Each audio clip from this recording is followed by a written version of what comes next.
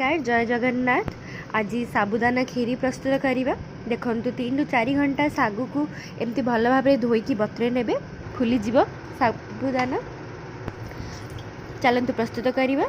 प्रथमे कड़ाई रे घी नहीं जा। घी गरम है से बादाम नड़िया काटिक रखा ताकू पकईकी भाजी नवा। भाजी सारापर गोटे प्लेट को काढ़ी नवा।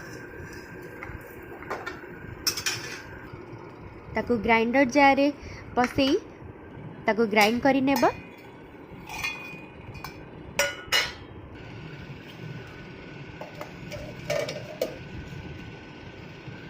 देखंतु ग्राइंड कला परे ये भली भाव में टेक्सचर आसीबो।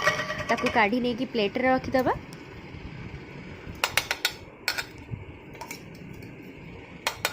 तापरे कड़ाई रे घी गरम अच्छी से चीनी पकाई दबा।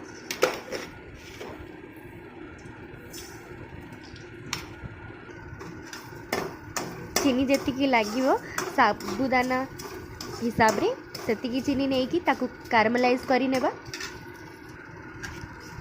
देखंतु धीरे धीरे लाल कलर हो 2 ରୁ 3 मिनिट भितर। देखंतु एबे लाल है कि कार्मलाइज हो गला चीनी। सेथिरे एबे साबुदाना जोटा बतरे रखथिले ताकू पकेबा।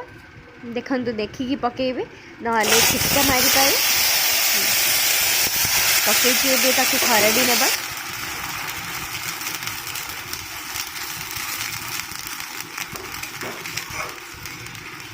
बादाम नड़िया भजा को जो ग्राइंड करी रखी ताकू मध्य पकाई नेबा।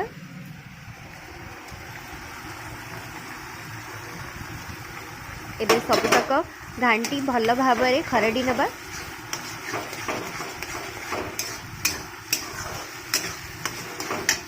साबुदानार पानी को मध्य पकाई नेबा।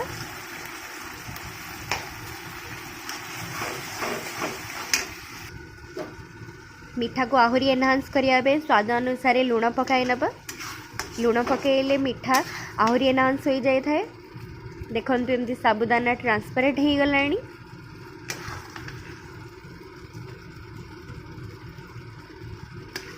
एहीपरी भाव में आपण साबुदाना खीरी प्रस्तुत करें। 5 ରୁ 7 मिनिट टोटाल समय लगे।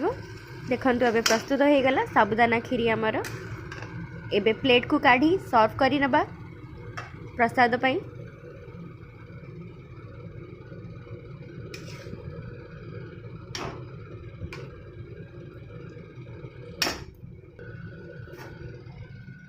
प्रसाद पाई आमे तुलसी पत्र व्यवहार करिबा। ताकू ऊपर रखी सजाई नबा। देखंतु एहीपरि भाव में होममेड प्रसाद साबुदाना खीरी प्रस्तुत हो गला।